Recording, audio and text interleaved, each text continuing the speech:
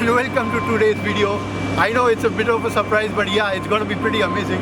We just got access to a new subsidiary of Nolinor called OWG, and we're going to go inside the aircraft and check around.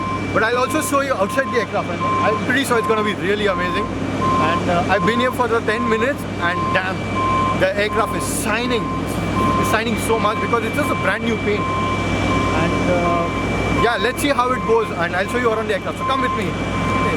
So I'm going to show you around the aircraft. We're looking right now, that is the APU inlet. So apparently the aircraft is powered by GPU right now, so the APU is not on. Otherwise this is loud as hell. This is over here. This is the APU intake. This is where it takes the air, and this is with the exhaust is where the air comes out of. That's how the APU works.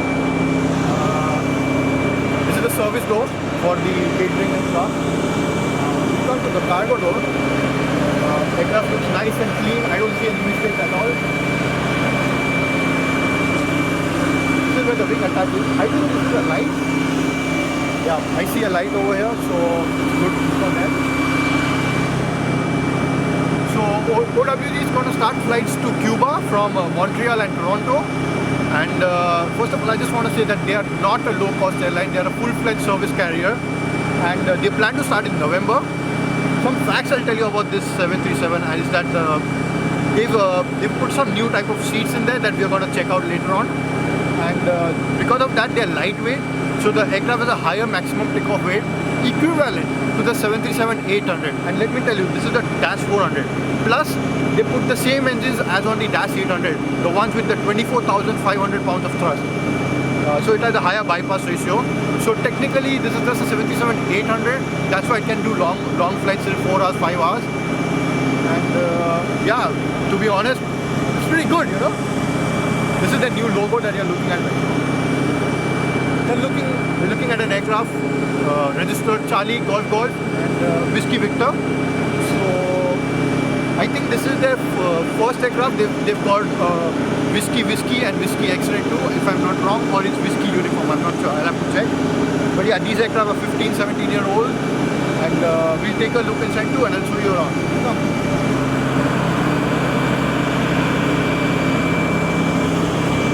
You're looking at the navigation lights right now, over there.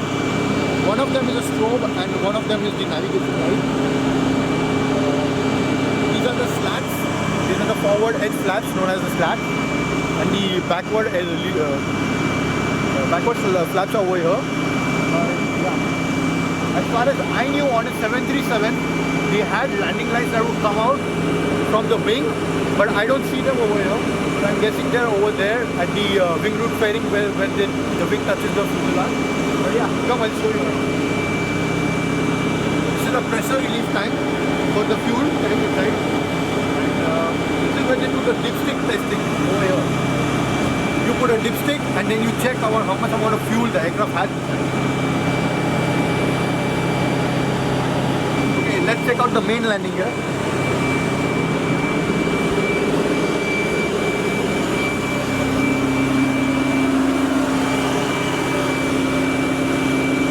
This is one of the most complicated things I've ever seen in my life. But yeah, I used to see photos of 737's main landing gear like this, and I used to wonder, damn, look at the amount of hard work they've done over there. Look at the hard work they did in the 1960s and the 70s to make that thing work. It's pretty amazing, you know, damn. So I'll just check out the gear with you. This is the gear over here. These are the brakes. I'm looking at steel brakes, they are not carbon brakes, and right now they are engaged. So yeah, they've also put a chalk for safety. That's fine.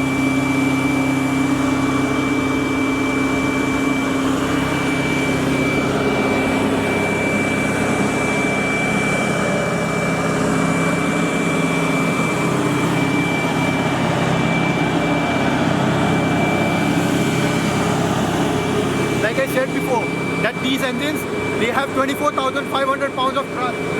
If you notice, each fan blade has a number written on it. Apparently there are 38 fan blades in a CFM56 right now.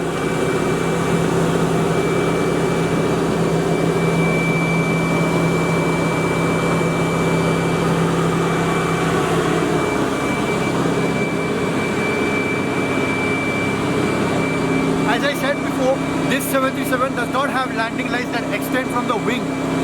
They extend from the, they are put over here.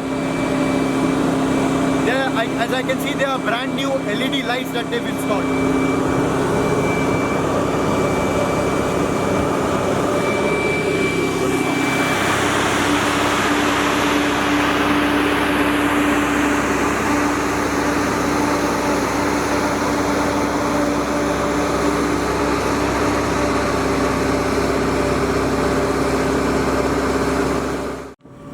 So right now we are inside the cabin of OWG, as the same 737-400.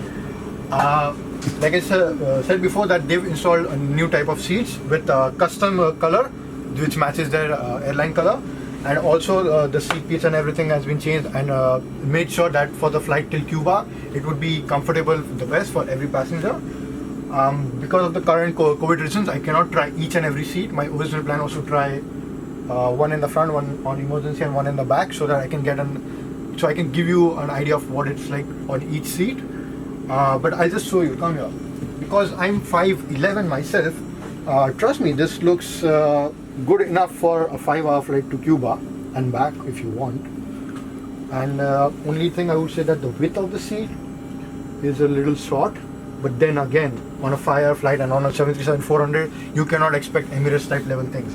And like I said before, that this is not a low-cost airline, this is a full-fledged carrier. And let me tell you something, coming from India, seeing what Indigo is doing, what Air India is doing, what GoAir is trying to do, everyone is trying to focus on low-cost carriers, and they're trying to reduce costs as much as possible to make flying very much easier. But over here in Canada, they just opened a full-fledged service carrier. And even in conditions as bad as the COVID, wow, I would say. I mean, it's pretty amazing that you are able to do it. Specifications are equal to a 737-800. As far as I know, you can seat 157 passengers on this. And this is the back galley.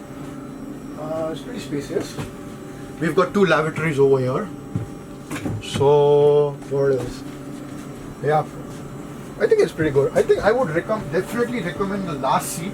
I always love flying in the last seat. I don't think there's any seat better than the last seat. I don't know why a lot of people, they take emergency seats and stuff like that, but last seats are the ones I really like. I'll just give you a nice close-up of the seat. Give me the camera. Okay, so this is the last seat that I'm talking about, and like I said before, I'm 5'11", and trust me, it looks good enough for me. If I sat over here, probably my knee would come up till here, and I would have a 3 or 2 finger space, which is okay, not bad. I like it, you know, for a 5-hour flight to Cuba. It's pretty epic. I'll just show you the galley once more. It's got that new airplane smell, despite being the fact that this is like a 17-year-old 737. It's got, and it's all analog, you know. I like it. Unlike the new 737 MAX with its bad reputation, I think the analog one wins the charm.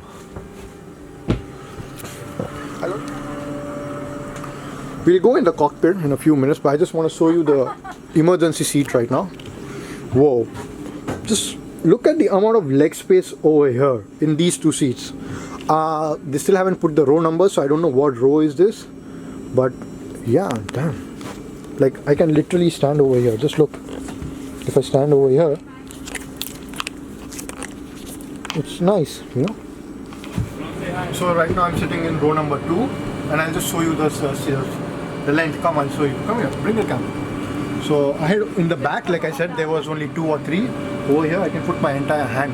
So I think for a 5-hour flight to Cuba, okay, maybe this leg over here is restricting. So if you're a single passenger, I would recommend taking the middle seat because you get more of a little leg space. But yeah, I mean, for a 5'11", I think it's pretty good. Okay, so we are right now in the cockpit of the 737-400. IRS is off, we are on ground power. Hydraulics off, yaw damper off. APU is off. We got none of the lights on. All packs off. Bleed is off. Hydraulics off. Pitot off. And over here, if you notice, there's 2 green lights on the slats, because on the left there are 2 slats that are down. That's why it's an indication showing the slats are on. Meanwhile, the flaps are still up. Like we saw, there are no flaps on.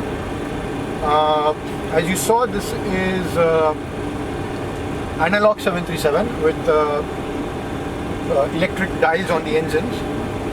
Apparently, everything else is definitely analog. I like this one.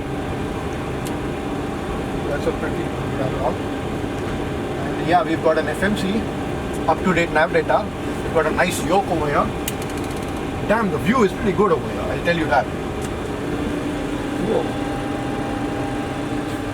I like how the airspeed indicator is so big compared to in Flight Simulator when we sit. Oh my god. Wow. Celtale is Delta Juliet Bravo Romeo. And yeah, that's it.